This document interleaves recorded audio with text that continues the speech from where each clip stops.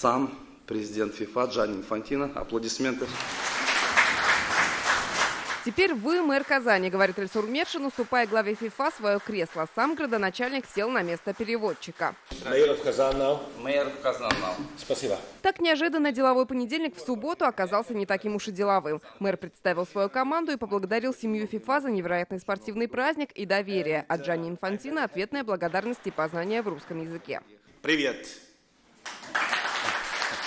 Thank you very much to all of you. Спасибо большое. Перевода не надо. No translation. Все understandable. Understandable. I am very proud of you. Горжусь вами. I am very proud of my friend Ilsur. Understandable. Вы живете в одном из самых красивых городов мира, говорит Инфантино, еще 1,5 года назад открывший Казань и для себя. И то, что накануне столица приняла свой последний матч чемпионата, не повод грустить, уверен он.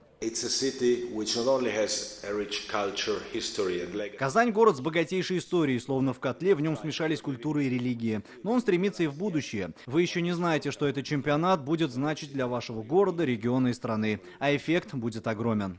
Россия чемпион.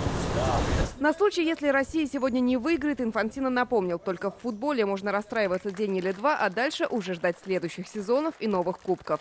Тем временем Казань-арену зарубежные СМИ прозвали кладбищем слонов. У нас команды-фавориты потерпели поражение. Кстати, те, чьим спортсменам в Казани посвятили граффити.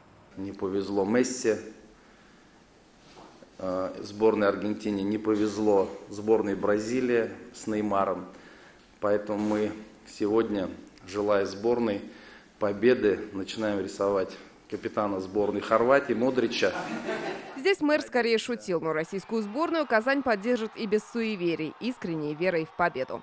Лена Зинатульна, Марат Зайдуллин, ТНВ Казань.